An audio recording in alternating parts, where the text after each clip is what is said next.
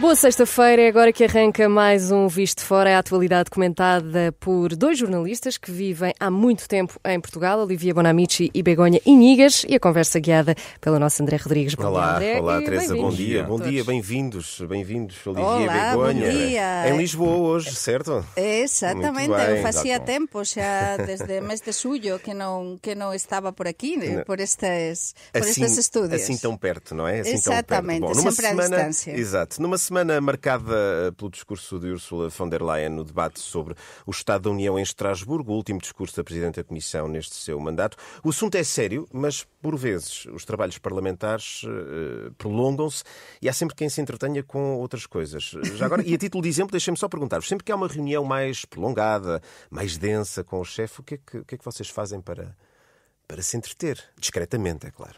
Para disfarçar. Para disfarçar, exato. Eu vou admitir que é estranho, não é? Mas a quem odeia as reuniões, por acaso, eu gosto, eu sei que não é normal isto, mas eu gosto das reuniões. Eu gosto das reuniões, eu acho que às vezes elas servem, quando elas são claras, concretas, não é? Mas eu gosto de me reunir com as pessoas para falar dos projetos, do trabalho. A quem odeia, acho que não avança. Eu faço parte da minoria que gostem de forma geral das reuniões, portanto, não disfarço. Está a ganhar pontos, Exato, quer está a ganhar pontos. Não, mas é uma perspectiva eventualmente surreal do Olivier Bonamici. Begonha, e a tua perspectiva maravilhosa? A miña desta perspectiva questão? é que, como saben, ao longo de 16 anos eu fui correspondente, portanto as reunións eran sempre a distancia e algunhas delas ni nos víamos a cara, non é? No caso da radio, da cadena COPE, con os outros correspondentes, non é? Só falábamos, como é que estás, tudo ben? Mas neste caso, eu agora teño un traballo na Galiza, na Eurorrexión Galiza Norte de Portugal, portanto eu vexo directamente os meus xefes. E cando eu estou a traballar a partir de Lisboa, tamén os vexo porque facemos videoconferencias. Portanto, teño de estar bastante atenta.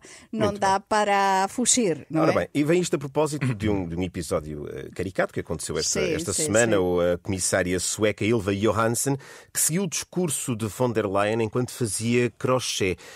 Parecia atenta ao discurso de von der Leyen, as imagens correram logo nas redes sociais, viralizaram, como é normal nestas situações. Falta de respeito ou uma técnica de concentração? Sim, muito rapidamente. Para mí muito é unha rapidamente. falta de respeito total. É de ser, tú podes precisar de te concentrar ou de te relaxar, mas acho que nun Parlamento Europeo e nunha sesión destas tan importantes, non é?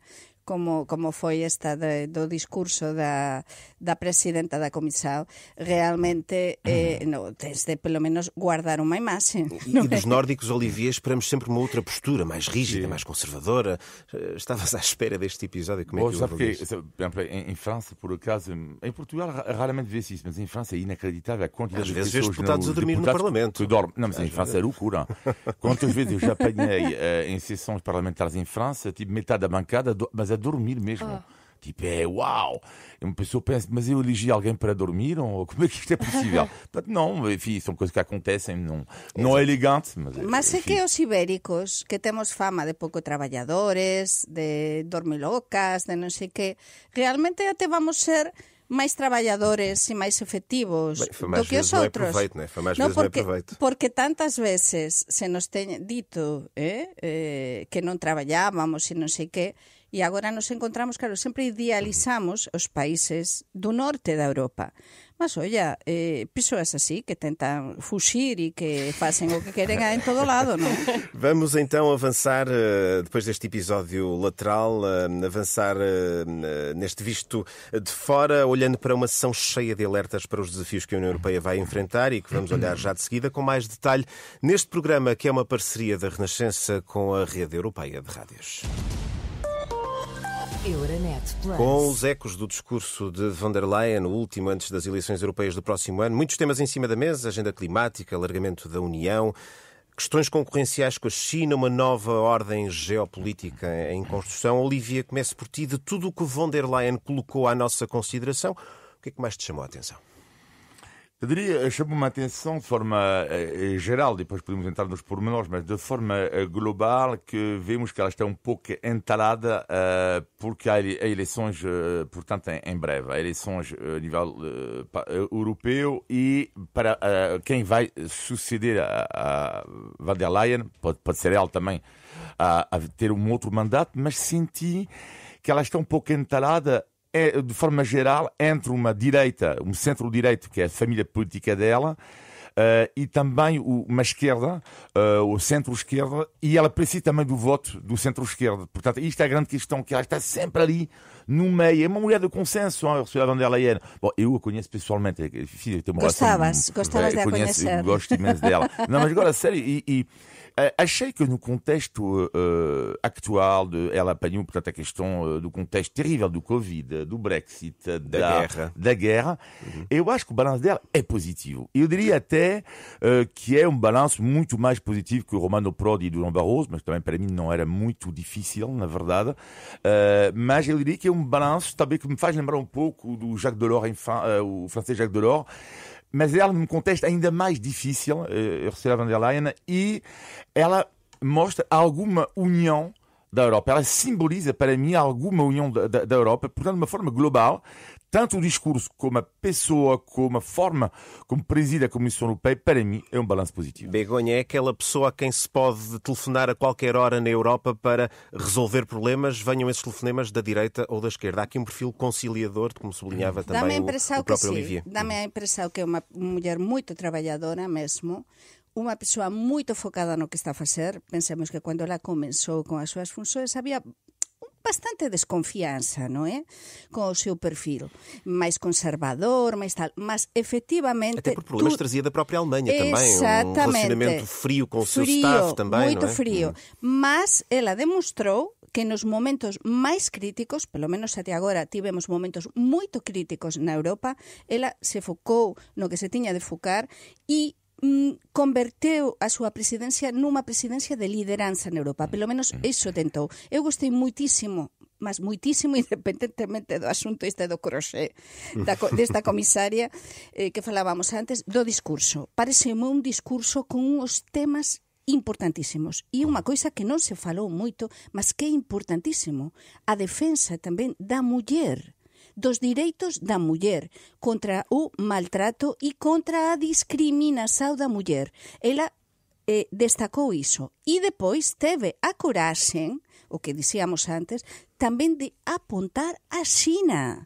Apuntar os privilexios da China e a China com essas comissões e demais, como isso está a condicionar também o tema dos preços, por exemplo, com esse anúncio da investigação aos subsídios estatais, nomeadamente em matéria de mercado automóvel. Não é? Exatamente. Não? E depois a Rússia...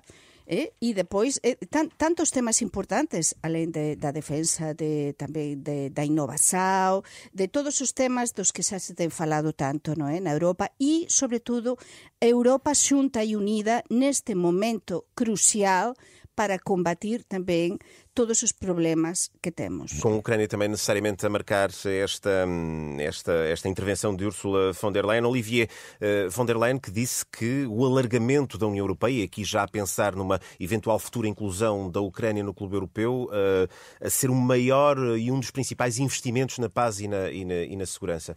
Ainda temos muito caminho pela frente até chegarmos aí. Não? Sim, muito caminho, mas ela não apresenta um calendário. Portanto, ela só diz 30 países, mas não apresenta um calendário, porque ela sabe perfeitamente que há tantos critérios, que o caminho é tão longo que é complicado dizer, olha, a partir de tal data, tal país poderá aderir. Mas eu diria, algo que me preocupa um pouco, no entanto, no contexto da União Europeia atual, que é a questão das eleições. Eu prevejo uma vitória forte da direita, mas eu disse sobretudo da extrema-direita. Eu acho que a extrema-direita vai subir muito nas próximas eleições, é a minha previsão, sobretudo em dois países que são chaves neste momento um dos motores da Europa, que são a França e a Alemanha.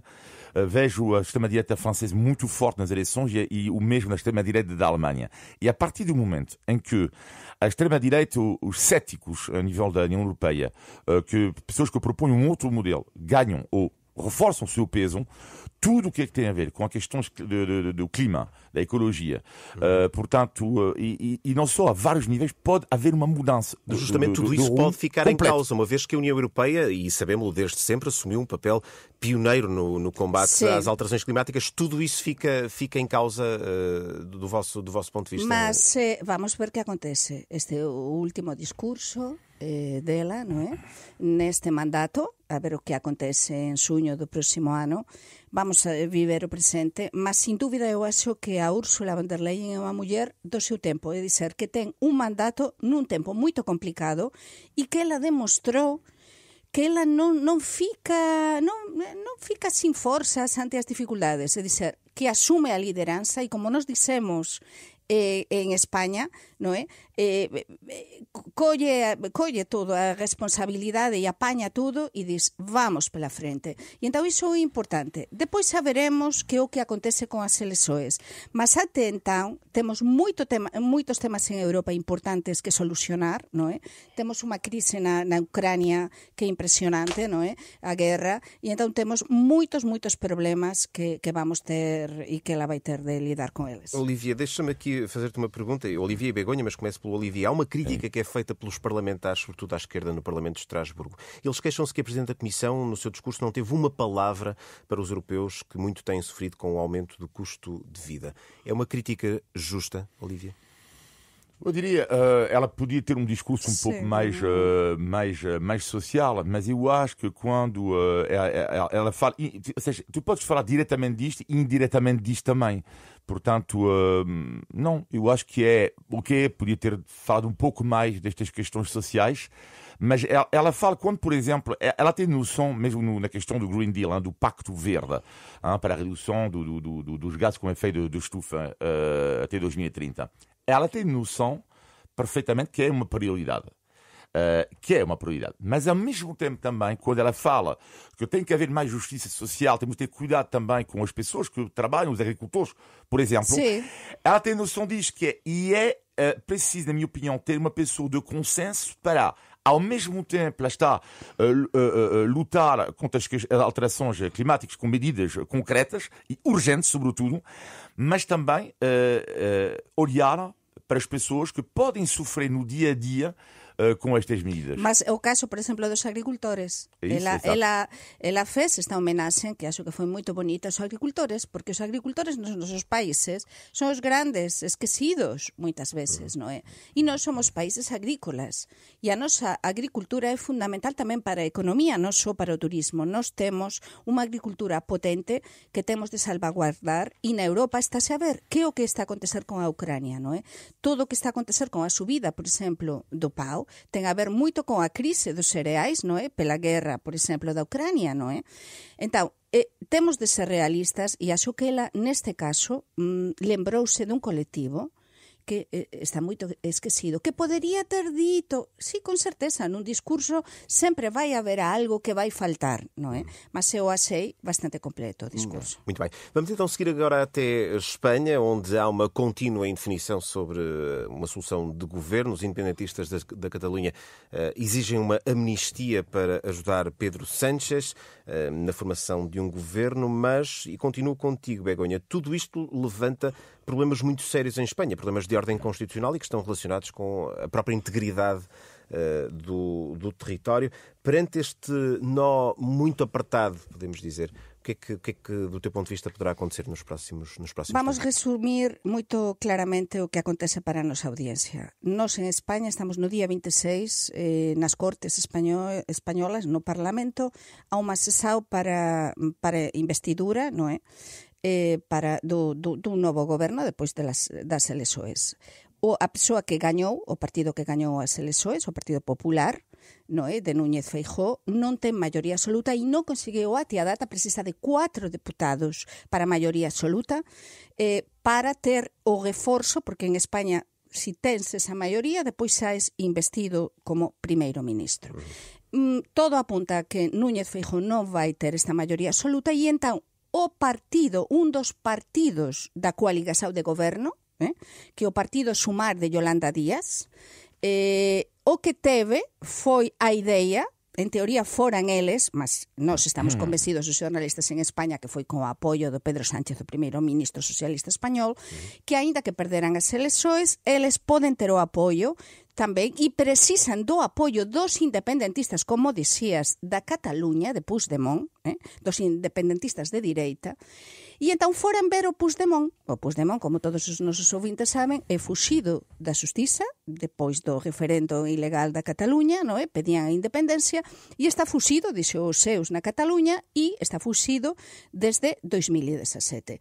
Que acontece? Que, claro, ten varias ordens judiciais de busca e captura, en fin, há moitos problemas con a xustiza española. Entón, que alguén do goberno de España teña ido a negociar con ele, foi moito criticado por un sector da sociedade española. Que acontece? Que o Puigdemont o que pediu para poder dar os 7 diputados que ten Junts, o seu partido, no Parlamento de Madrid, para dar o sí ao Pedro Sánchez para a investidura e a sumar, e para que posan, porque son precisan desses 7 diputados para poder ultrapassar Núñez Feijó, que ten unha diferenza de 4. No día 26 de setembro, que acontece? Para iso pediu o que estabas a dizer.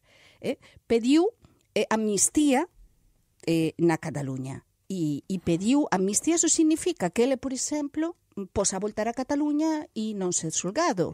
O que amnistía con todo o que ten a ver co independentismo. Entón, isto foi unha fractura tan brutal na sociedade española que se xa estábamos divididos, aínda neste momento somos máis divididos. E até a persoas no propio Partido Socialista Español do Pedro Sánchez que son supercríticos, como é presidente do goberno Felipe González, como, por exemplo, Nicolás Redondo, que foi expulso onten do Partido Socialista, que é un dos sindicalistas máis coñecidos de España e que foi da direção do Partido Socialista, porque há moitas persoas que non perceben isto. Portanto, non sabemos o que vai acontecer. Vamos também aqui ouvir, escutar a impressão do Olivier. Olivier, é um precedente grave, quer dizer, se houver esta cedência... Já agora, antes de mais, do teu ponto de vista, vamos chegar a esse ponto? Ou não vamos sair disto? Ao ponto da amnistia? Se vamos conseguir desatar este nó ou se esse precedente vai efetivamente ser aberto, ou seja, esta cedência à amnistia aos independentistas. A loucura que há em Espanha é que, afinal, estamos a ver que 14, 15 deputados, tanto da esquerda catalã e da direita catalã, têm a chave de um país. Isto é inacreditável. É o jogo da democracia. Bom, mas é inacreditável. Ou seja, são 14 pessoas, não é, que estão ligadas à Catalunha e que têm o destino, não é só da Catalunha, é da Espanha toda, porque basta eles dizerem ok, chegamos a acordo com a direita ou com a esquerda e o governo está investido. Primeira constatação é a loucura.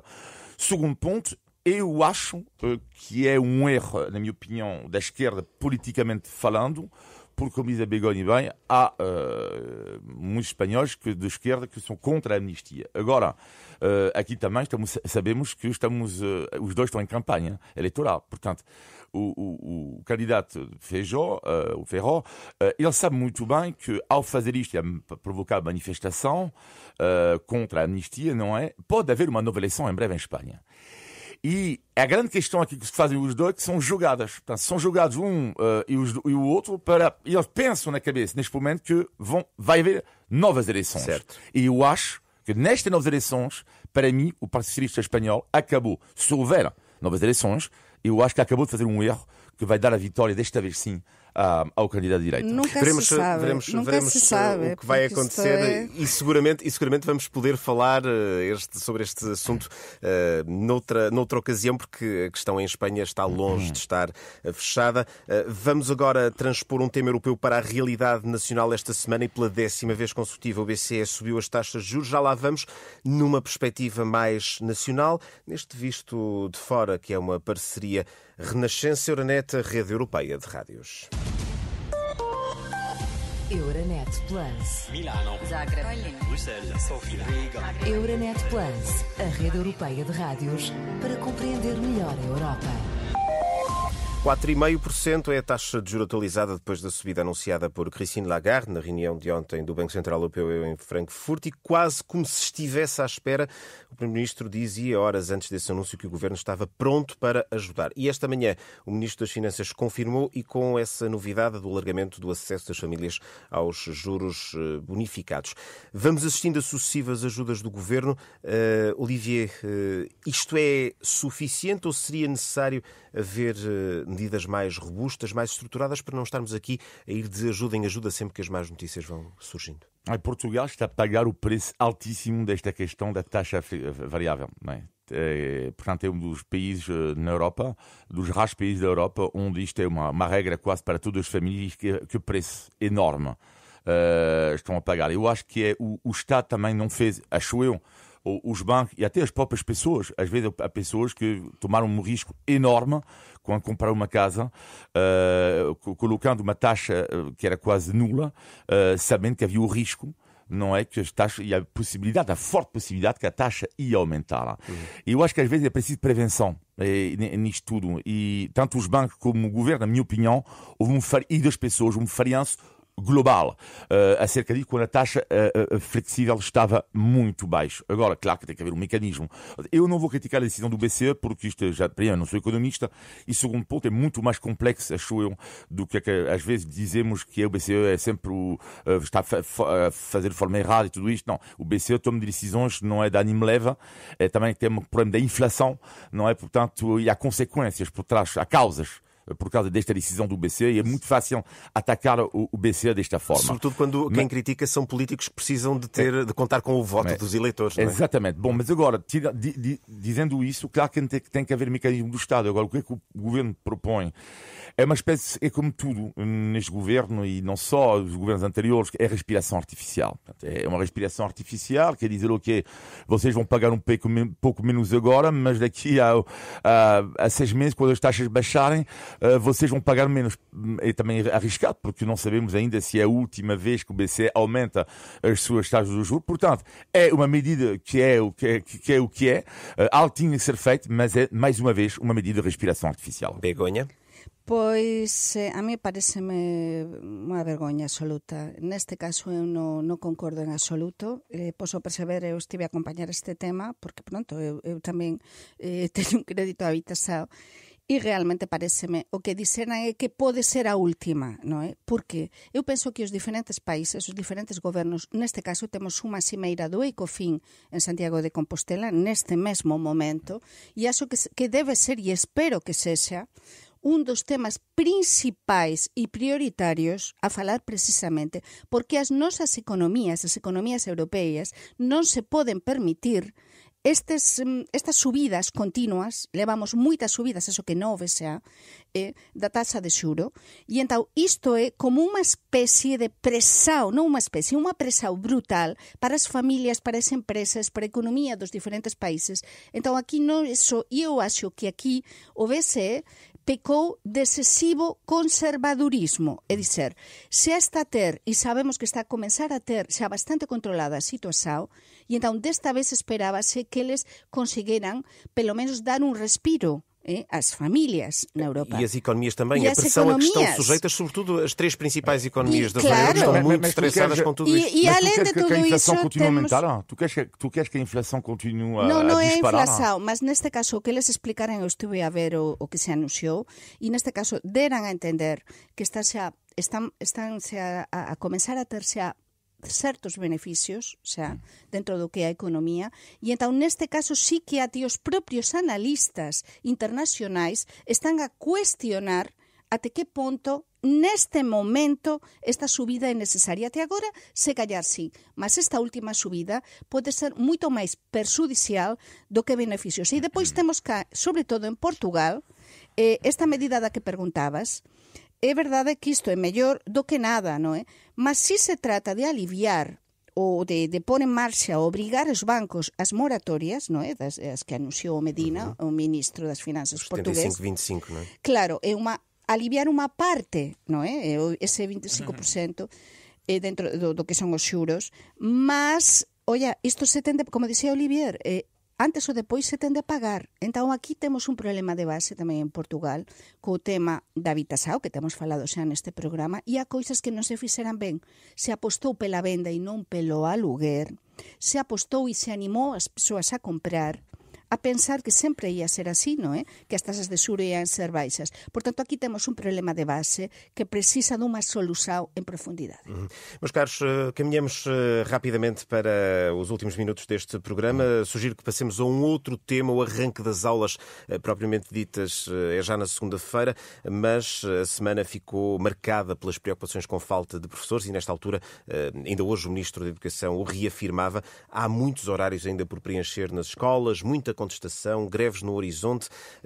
Olivia, corremos o risco de assistir ao que temos assistido nos últimos anos letivos. Isto é importante, sobretudo tendo em conta que há crianças que desde há 5 anos praticamente não têm um ano letivo normal. Quer dizer, isto faz-nos recuar ao tempo da pandemia até. Sim, eu diria que antigamente já era quase, não antigamente, ainda hoje em dia já é quase considerado normal pagar a segurança social e não ter um médico de família, que é algo completamente surreal, não é? Porque é que pagamos afinal a segurança social? Há pessoas que pagam a segurança social e não têm médico de família, completamente surreal. E daqui a pouco vamos ter um sistema onde não temos professores, ou seja, não temos médico de família e não temos professor. Estou a exagerar, mas não, nem tanto. Mas, bom, não é um problema só português, não? No caso da infância também é um problema dramático neste momento. Tem a ver para mim com 2 fatores. O primeiro tem a ver, mas quem é que hoje em dia quer ser professor? Mas quem? Mas tipo, com os ordenados que se pagam, com tudo, portanto, antigamente podia imaginar na cabeça das pessoas que havia algumas regalias, que havia progressão de carreira e tudo isso. Sabemos que vimos um número que mostra que em Portugal os ordenados baixaram de 1% entre 2015 e 2022 para os professores, enquanto subiram na maioria dos países da OCDE por de 6% entre 2015 e 2022. Para a questão, quem quer ser professora? E segundo ponto, a grande questão da falta de organização, lá está, de prevenção. Eu costumo sempre dar um exemplo. A partir do momento em que tu não sabes qual é o dia de regresso às aulas, mostra tudo como é que o sistema falha. Nem sabes qual é o dia de regresso às aulas, só 3 ou 4 dias antes, tu sabes quando é que o menino volta à escola. Isto não é verdade. É um problema de organização global, é algo estrutural. É isto instável para alunos, professores, famílias. Begonha, do lado dos docentes, em particular, este contínuo drama, este stress contínuo com os docentes deslocados, há falta de professores, sobretudo em Lisboa e no Algarve.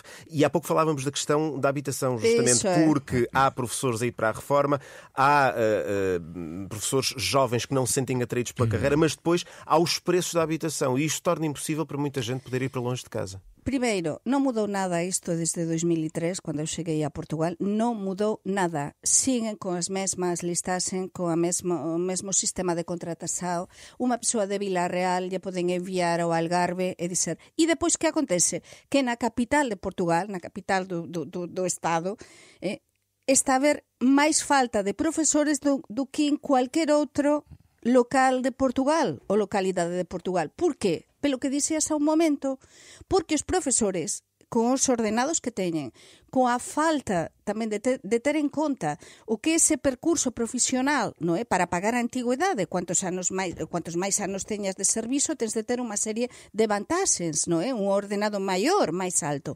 Mas con este sistema que há de contratação, estes profesores gañan pouquísimo e gañan prácticamente igual que cando comenzaban, unha persoa que está a dar aulas a 15 anos, por exemplo. Ou a 20 anos. Ou 20 anos. Saían estes últimos días varias entrevistas interesantes nos xornais portugueses.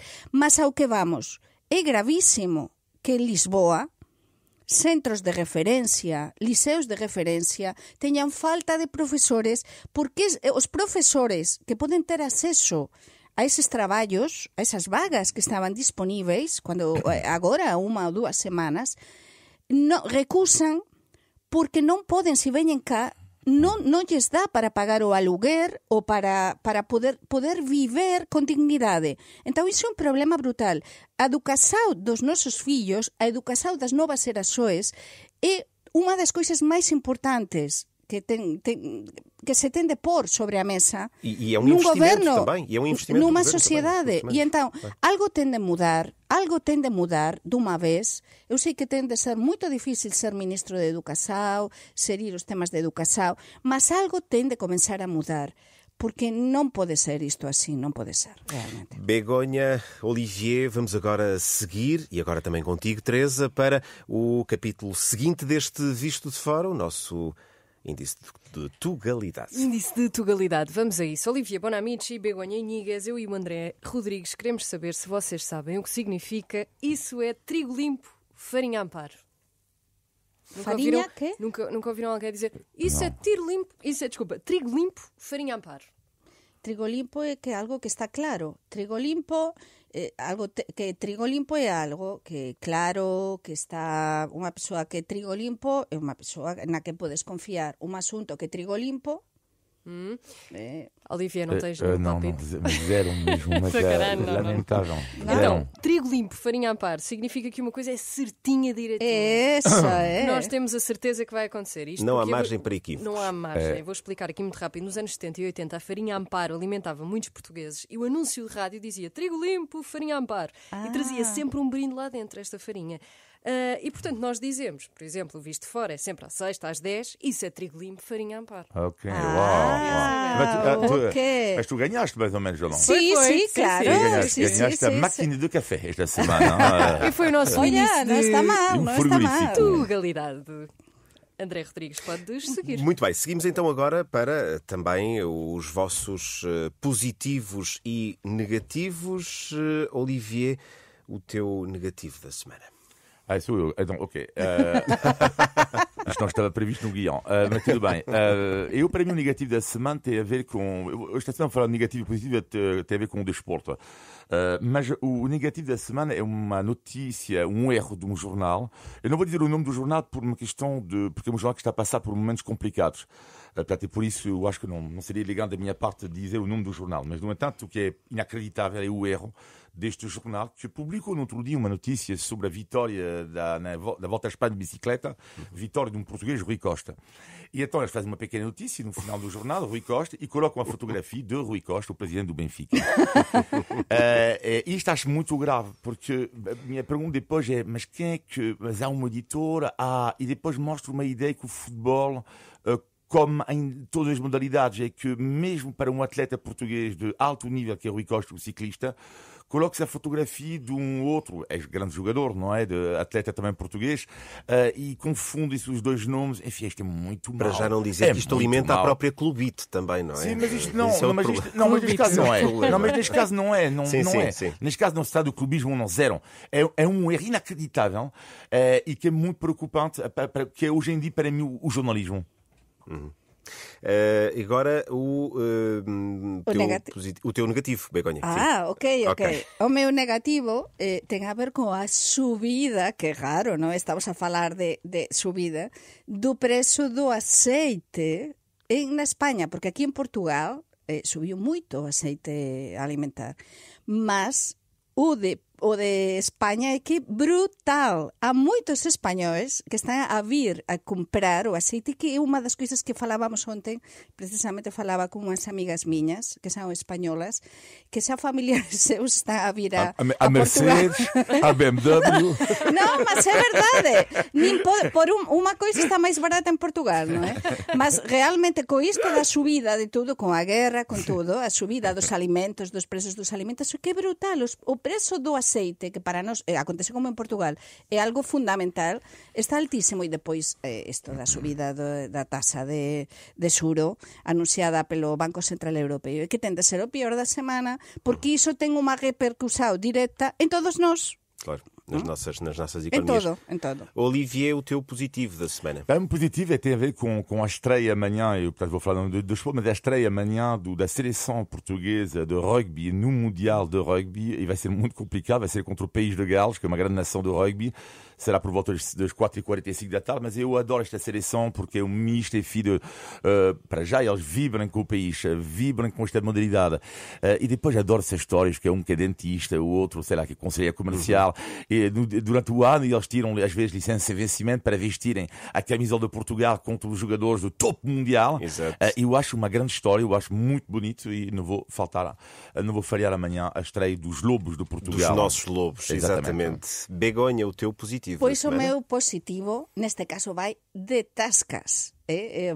Tascas? É voltar a Portugal, voltar depois das férias, voltar depois de estar un tempiño sin estar por cá e voltar a Campo de Urique e voltar a unha das tascas, por favor, que se manteñan as tascas de sempre. Neste momento de tanto turismo, de tantos locais que abren, que non teñen esencia, non teñen sabor, que son carísimos, que se manteñen as tascas. Entón, o meu bairro está cheio de tascas moito boas, e unha delas, que nunca falei cá, é a Casa dos Pasariños, que é unha das tascas tamén de há moitos anos. É Lisboa, não é? Em Campo de Urique, temos de ir. Sim, temos de ir. Mas uma coisa... E a Teresa conhece. Tu falas de tanto restaurante e estás, já começas a ter desconto ou não? Não Begonha tenho. Inigas na sua versão TripAdvisor. É a sua versão TripAdvisor. Temos de escrever o livro. Eu admito que de vez em quando tem uma sobremesa oferecida, algo oferecido. Pois a mim pouco me oferece, mas eu faço, já tiveste uma conta paga, de Olivia. coração. Já tiveste uma conta paga. Vamos terminar com um convite que eu faço a esta equipa, que é qualquer dia temos de ir nós também a uma tasca, nós os 4, não é? Vamos a isso. E não E fazer o programa. E fazemos o programa. Desde uma tasca. Fazemos o programa todo. E paga o André. Paga o André Rodrigues, visto fora na próxima sexta-feira, depois das 10 da manhã. Obrigada. Um abraço e bom fim de semana para vocês. Bom fim de semana.